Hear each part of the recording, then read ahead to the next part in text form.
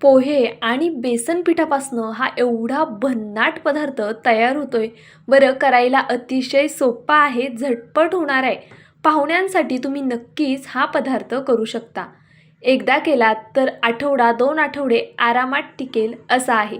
त्यामुळे व्हिडिओ नक्कीच शेवटपर्यंत पहा. नवीन असाल तर सबस्क्राईब करून घ्या. त्याचबरोबर व्हिडिओ संपूर्ण पाहिल्यानंतर व्हिडिओ थोडा जरी आवडला तर व्हिडिओला एक लाईक आणि छानशी कमेंट करायला मात्र विसरू नका. हा पदार्थ कसा करायचा ते जास्त वेळ न घालवता लगेचच पाहूया. चला रेसिपीला सुरुवात करूया. हाय, हॅलो, नमस्ते. मी पूजा. मी आणि बरंच काही या यूट्यूब चॅनलवर तुम्हा सगळ्यांचं अगदी मनापासून स्वागत करते. या रेसिपीसाठी आपला सगळ्यात महत्त्वाचा जिन्नस तो म्हणजे पोहे. आपल्याला इथे एक लहान वाटी पोहे घ्यायचे आहेत. तर पहा, इथे मी आपण जे रेग्युलर पोहे करतो ना, कांदा पोहे, तेच पोहे वापरलेले आहेत. इथे मी 1 वाटी छान असे पोहे घेतलेले आहेत. आता हे पोहे आपल्याला मिक्सरच्या भांड्यामध्ये घालून छान असे वाटून घ्यायचे आहेत. जसा आपला बारीक रवा असतो ना, अगदी त्या पद्धतीने हे वाटून घ्यायचे. पहा, अशा दाणेदार पद्धतीने मी हे वाटून घेतलेले आहे. तुम्हाला जर पोहे वापरायचे नसेल तर तुम्ही पोह्यांऐवजी रव्याचा सुद्धा इथे वापर करू शकता. बारीक रवा असेल तर मिक्सरला नाही फिरवलात तरी चालेल. जाड रवा असेल तर मिक्सरला फिरवून घ्या. बाकीची सगळी कृती सेमच करायची आहे. तर पहा, इथे मी एक बाऊल घेतलं आहे. आता यामध्ये आपल्याला 1 वाटी बेसन पीठ घालायचं. ज्या वाटीने आपण पोहे घेतले होते ना, त्याच वाटीने सेम बेसन पीठ घ्यायचं आहे. म्हणजे पोहे आणि बेसन पीठ किंवा रवा आणि बेसन पीठ समप्रमाणात घ्यायचं आहे आपल्याला. पाणीसुद्धा यासाठी आपण मोजून घालणार आहोत. पहा, इथे 1 वाटी बेसन पीठ आहे आणि 1 वाटी पोहे आहेत. त्यासाठी आपण 2 वाटी पाण्याचा वापर करणार आहोत. सुरुवातीला मी 1 वाटी पाणी घालून घेतलं. आता हे छान असं मिक्स करून घेऊया. याच्या गाठी अजिबात झाल्या नाही पाहिजे, त्यासाठी छान असं फेटून घ्यायचं. हवं तर तुम्ही पाणी सुरुवातीला अगदी कमी प्रमाणात घालून अशा पद्धतीने मिक्स करत करत फेटून घेतलं तरी चालेल. पण शक्यतो बेसन पिठाच्या गाठी जास्त राहत नाहीत, पटकन अशा मोकळ्या होतात. तर पहा, इथे मी व्यवस्थित असं हे फेटून घेतलेलं आहे. आपल्याला बरोबर 2 वाटी पाणी लागणार आहे, 1 वाटी बेसन पीठ आणि 1 वाटी पोह्यांसाठी. तर पाहू शकता, अशा पद्धतीने मी इथे सर्व छान मिक्स करून घेतलं. आता आपण जे शिल्लक राहिलेलं पाणी आहे ना, ते सुद्धा यामध्ये घालून घेणार आहोत. पहा, पुन्हा मी त्याच वाटीने 1 वाटी पाणी यात ॲड केलेलं आहे. अतिशय डिटेलमध्ये आणि व्यवस्थित रेसिपी तुमच्यासोबत शेअर करणार आहे, म्हणजे तुमची रेसिपी अजिबातच फसणार नाही. त्यामुळे व्हिडिओ नक्कीच काळजीपूर्वक पहा आणि व्यवस्थित पहा. इथे पहा, मी जे वाटून घेतलेले पोहे होते ना, ते यामध्ये घालून घेतले. आत्ता तुम्हाला हे खूप पातळ दिसत असेल, पण थोड्या वेळाने पोहे सगळं पाणी ऑब्झर्व करून घेतात आणि त्यामुळे आपलं हे जे मिश्रण आहे ते छान दाटसर होणार आहे. चवीनुसार मीठ घातलं आणि रंग येण्यासाठी हळद घातली. आता हे सर्व जिन्नस छान असे एकजीव करूया. या पदार्थासाठी आपल्याला खूप जास्त साहित्य लागत नाही, तरीही हा पदार्थ खूप क्रिस्पी, क्रंची आणि अतिशय खमंग, खुसखुशीत असाच होतो. पहा, हे सर्व मिक्स करून आपण साईडला ठेवून देऊया. तोपर्यंत पुढची कृती करून घेऊया. आता इथे मी एक कढई ठेवलेली आहे. कढईमध्ये अगदी थोडं तेल घालायचं आहे. इथे मी अर्ध्या पळी तेलाचा वापर केला आहे. पहा, 1 पळीलाही थोडं कमी इतपतच तेल मी इथे घातलेलं आहे. त्यानंतरनं यामध्ये मी जिरे घालून घेणार आहे. पहा, अशा पद्धतीने जिरं छान फुलून द्यायचं. जिरं छान फुललं की अगदी थोडासा ओवासुद्धा आपल्याला फोडणीतच घालायचा आहे. जिरं आणि ओवा छान असा फुलला गेला की यामध्ये मी अगदी बारीक पातळ कट केलेली कोबी घालून घेणार आहे. आता तुम्हाला जर इथे कोबी वापरायचा नसेल तर तुम्ही इतरही भाज्या ॲड करू शकता, जसं की कच्चा बटाटा किसून घालू शकता. फक्त त्यामध्ये पाण्याचा वापर करायचा नाही आहे. बटाटा स्वच्छ धुवून घट्ट पिळून मग घालायचा, किंवा तुम्ही यामध्ये सिमला मिरची घालू शकता, गाजर घालू शकता. इतरही तुम्हाला ज्या भाज्या आवडत असतील त्या तुम्ही नक्कीच यामध्ये ॲड करू शकता. आता मी इथे अर्धा चमचा मिरे पावडर घातली आणि सोबत थोडासा चाट मसाला आणि थोडीशी हळद घातलेली आहे. त्याचबरोबर पहा, मीठसुद्धा इथे मी घालून घेतलं आहे. आता हे सर्व छान एकजीव करून घेऊया. लाल तिखट तुम्ही तुमच्या आवडीनुसार कमी जास्त करू शकता. इथे मी हे व्यवस्थित असं परतवून घेणार आहे. आपल्याला कोबी खूप जास्त शिजवायचा नाही आहे, त्यामध्ये थोडा क्रंचीनेस राहायला हवा, अशा पद्धतीनेच कोबी शिजवून घ्यायचं आहे. तर पहा, यात मी 1 चमचाभर पांढरे तीळ घालणार आहे. पांढरे तीळ घातल्यामुळे ना आपला हा पदार्थ खूप छान होतो, त्यामुळे तीळ आवर्जून घाला. दिसायला सुद्धा छान दिसतो आणि पौष्टिकसुद्धा होतो. तर पहा, अशा पद्धतीने हे सर्व मिक्स करते मी. तुम्हाला ज्या कोणत्या भाज्या घालायच्या असतील त्या या स्टेजला तुम्ही घालू शकता. संपूर्ण भाज्या घालून मिक्स करून घ्यायचं आणि त्यानंतरनं झाकण ठेवायचं. मी अतिशय सिंपल पद्धतीने दाखवते आहे, म्हणून मी फक्त कोबीचा वापर केला आहे. तुम्ही कोबीऐवजी बटाटा, गाजर किंवा इतरही भाज्या ॲड करू शकता. पहा, इथे मी एक वाफ काढून घेतली फक्त आणि त्यानंतरनं आपण जे बॅटर मिक्स करून ठेवलं होतं ना, ते यामध्ये घालून घेऊया. आता हे बॅटर पहा, सुरुवातीला किती पातळ होतं, पण पोहे ना सर्व पाणी पिऊन घेतं आणि मग अशा पद्धतीने हे बॅटर घट्ट होतं. तर पहा, मी इथे संपूर्ण बॅटर अशा पद्धतीने यामध्ये घालून घेतलं. पहा, व्यवस्थित असं सगळं बॅटर यामध्ये मी काढून घेतलं. त्यानंतर आपल्याला हे छान परतून घ्यायचे. आता यामध्ये आपण पीठ ॲड केले, पण आपल्याला अजूनही यात काही गोष्टी ॲड करायच्या आहेत, त्यामुळे नक्कीच व्हिडिओ शेवटपर्यंत पहा. आपण कोबीमध्ये सुद्धा मीठ घातलेलं आहे आणि या पिठामध्ये सुद्धा मिक्स करताना मीठ घातलं होतं, त्यामुळे आता आपल्याला मीठ किंवा इतर कोणते मसाले घालण्याची गरज नाही आहे. यामध्ये जे बेसन पीठ आहे ना, ते छान शिजेपर्यंत आपल्याला हे शिजवून घ्यायचे. तर पहा, इथे मी व्यवस्थित असं हे मिक्स करून घेतलं. आता झाकण ठेवूया आणि छान अशी एक दणदणीत वाफ काढून घेऊया. असं केल्यामुळे काय होईल, आपलं जे बेसन पीठ आहे ते छान असं शिजलं जाईल. पाहू शकता तुम्ही, इथे बऱ्यापैकी आपलं बेसन पीठ शिजत आलेलं आहे. त्यानंतर आपल्याला यात महत्त्वाचा जिन्नस ॲड करायचा आहे. तर आधी मी हे सर्व छान असं एकजीव करून घेते. अशा पद्धतीने पहा, चमच्याने किंवा कलथ्याने हे व्यवस्थित मिक्स केलं. त्यानंतर अर्ध्या वाटीलाही थोडं कमी इतपत मी इथे गव्हाचं पीठ घालून घेतलं आहे.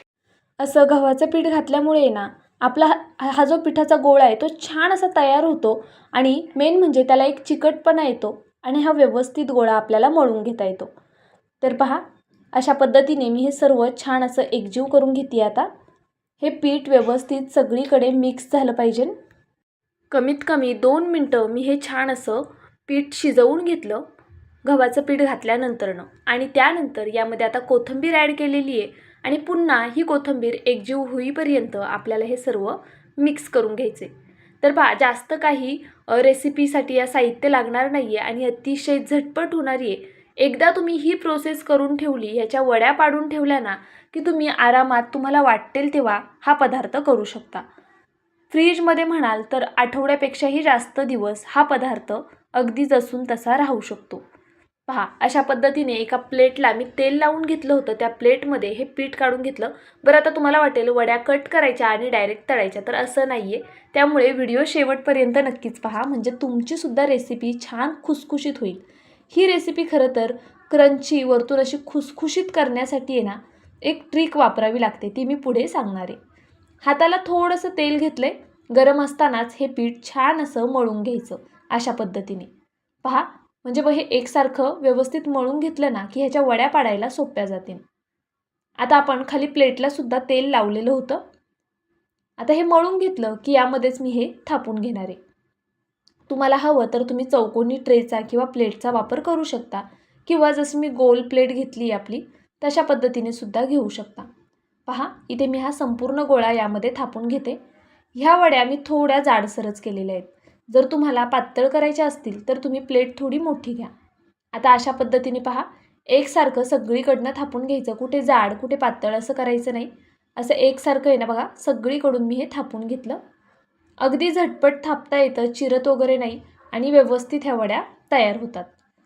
तर पाहू शकता आणि थोडं गरम असतानाच अशा पद्धतीने आपल्याला हे थापून घ्यायचं आहे. आता हे संपूर्ण मी थापून घेतले.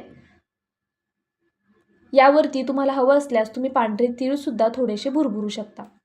हे थोडं गरम आहे, थोडा वेळ साईडला ठेवूया, तोपर्यंत पुढची कृती तयार करूया. इथे पहा, एका भांड्यामध्ये तीळ घ्यायचे. त्यानंतरनं यामध्ये अगदी थोडासा ओवा घालायचा. आपण सुरुवातीला सुद्धा ओव्याचा वापर केला आहे, त्यामुळे इथे थोडा कमी ओवा वापरायचा आहे आपल्याला. त्याचबरोबर अर्ध्या चमच्याला थोडं कमी जिरंसुद्धा घालून घेतलं आणि बारीक कट केलेली कोथिंबीर घातली.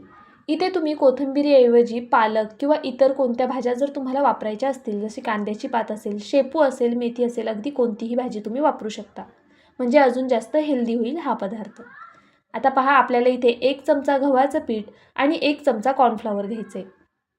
इथे तुम्ही जर तुमच्याकडे कॉर्नफ्लॉवर नसेल तर तांदळाचं पीठ वापरू शकता. सोबतच चवीनुसार थोडंसं मीठ घातलं. अगदी थोडं पाणी घालून याची आपल्याला स्लरी तयार करून घ्यायची आहे. ही स्लरी आपल्याला खूप घट्ट ठेवायची नाही आहे आणि अगदीच पातळही करायची नाही आहे. पहा, जशी मी व्हिडिओत दाखवते आहे ना, अगदी थोडं थोडं करूनच पाणी यामध्ये आपल्याला घालून घ्यायचं आहे. आता हे सर्व मी छान असं एकजीव करून घेते आहे. याच्या अजिबात आपल्याला गाठी वगैरे नको आहेत, तर अशा पद्धतीने पहा मी सर्व एकजीव करून घेतलं.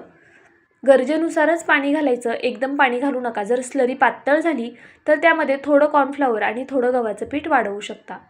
इथे तुम्हाला गव्हाचं पीठ आणि कॉर्नफ्लॉवर वापरायचं नसेल तर तांदळाचं पीठ आणि थोडंसं बेसन पीठ वापरलं तरी चालेल. आता काळी मिरी पावडर घातली आणि सोबत चिली फ्लेक्स घातलेला आहे, म्हणजे आपला हा पदार्थ दिसायलाही छान दिसेल आणि चवीलाही छान लागेल. खरी गंमत ह्या स्लरीमध्ये, आपण ही स्लरी जर केली ना तरच आपला पदार्थ खुसखुशीत आणि खमंग होणार आहे. वरतून जो तुम्ही क्रंची आवाज ऐकलात ना, तो या स्लरीमुळेच येणार आहे. तर पहा, आता हे झालेलं बॅटर आपण साईडला ठेवून देऊया आणि ह्याच्या वड्या कट करून घेऊया. आता हे बऱ्यापैकी कोमट झाले. ह्याच्या वड्या सहज कट करता येतील आपल्याला अशा पद्धतीने. पहा, मी ह्या संपूर्ण वड्या अशा पद्धतीने कट करून घेणार आहे.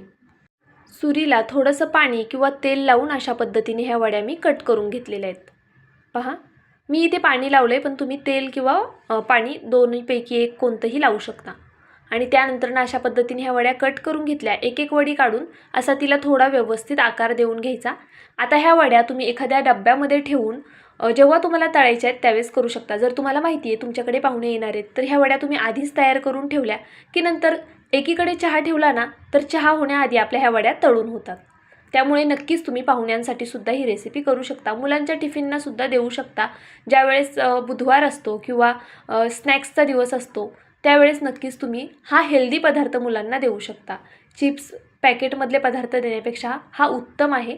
नक्कीच एकदा ट्राय करा. रात्रीचा अशा पद्धतीने वड्या करून ठेवायच्या आणि दुसऱ्या दिवशी फक्त तळून मुलांना द्यायच्या. तर पहा, इथे मी अशा पद्धतीने ही स्लरी तयार करून घेतलेली आहे. आता एक एक करून यामध्ये आपण डिप करून घेऊया. अशा पद्धतीने स्लरी पाहू शकता तुम्ही, खूप घट्ट नाही आहे अशी आणि खूप जास्त पातळही नाही आहे. आता स्पूनच्या साह्यानेच मी हे असंच एक एक तेलामध्ये सोडून घेणार आहे. स्पूनने सोडलं ना म्हणजे मग ती स्लरी हाताला चिटकून येत नाही आणि व्यवस्थित ह्या वड्या तळल्या जातात. सगळीकडे पीठ व्यवस्थित लागतं. तर पहा, एक एक करून मी अशी वडी सोडून घेते. तेल आपलं मीडियम फ्लेमवरती छान असं गरम करून घेतलेलं आहे. तेल छान गरम असेल ना तर ह्या ज्या वड्या आहेत त्या कुरकुरीत व्हायला मदत होते. अजून एक गोष्ट, जर ह्या वड्या तुम्ही अशा न करता लंबकुळ्या थोड्या जाड केल्या ना, जशी आपली स्केल असते, पट्टी असते त्या पद्धतीने, तर तुम्ही मुलांना चपातीमध्ये रोल करून थोडा केचप वगैरे लावून चपातीला रोल करून सुद्धा तुम्ही टिफिनमध्ये देऊ शकता. म्हणजे पौष्टिकसुद्धा होईल आणि मुलांनासुद्धा काहीतरी वेगळं आणि छान वाटेल. तुम्हाला जर व्हिडिओ थोडा जरी आवडला असेल तर प्लीज व्हिडिओला एक लाईक नक्कीच करा. नवीन असाल तर सबस्क्राईब करायला सुद्धा विसरू नका. तर पहा, इथे जो साईडला चुरा आहे ना तो सुद्धा खायला खूप छान लागतो. तुम्ही तो सुद्धा मुलांना असाच खायला दिला ना त्यांना तो सुद्धा आवडेल. तर इथे मी पहा आता अशा पद्धतीने ह्या वड्या तळून घेणार आहे. मीडियम फ्लेमवरती वड्या तळायच्या आहेत, म्हणजे तेल जास्त पिणार नाही. यामध्ये आपल्याला कोणत्याही प्रकारचा सोडा किंवा इनो वापरायचा नाही आहे, तरीसुद्धा आपल्या वड्या छान खुसखुशीत होणार आहेत.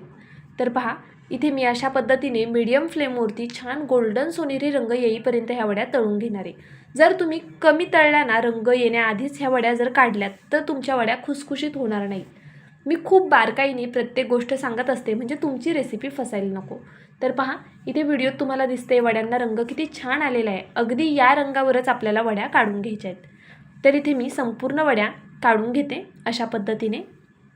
पहा, अजिबात तेलकटसुद्धा होत नाहीत आणि खायलासुद्धा खूप अप्रतिम लागतात. बरं, ह्या वड्या खायच्या कशासोबत ते सुद्धा पुढे सांगणार आहे. तर पहा, अशा पद्धतीने मी ह्या संपूर्ण वड्या तळून घेते. यामध्ये तुम्ही जर नोटीस केलं असेल तर बघा, आपला कोथिंबीर आणि पांढरे तीळ अतिशय व्यवस्थित दिसतात ते, त्यामुळे ह्या वड्या अजून जास्त छान दिसतात आणि खायला तर अप्रतिमच लागतात. तुम्ही यापूर्वी कधी अशा पद्धतीच्या वड्या केल्या आहेत का? मला कमेंट बॉक्समध्ये नक्कीच कळवा. आणि व्हिडिओला एक लाईक केलं नसेल तर नक्कीच एक लाईक करा. मित्रमैत्रिणींमध्ये ही रेसिपी शेअर करायला मात्र विसरू नका. मी पुन्हा एकदा तुम्हाला या वड्यांचा आवाज ऐकवते.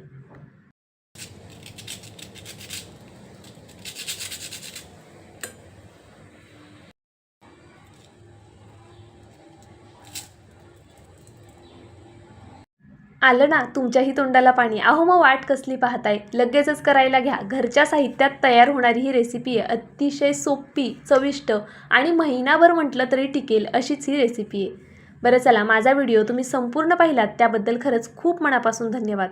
उद्या पुन्हा भेटूया अशाच एका छानशा रेसिपीसोबत. तोपर्यंत bye. Thank you so much for watching.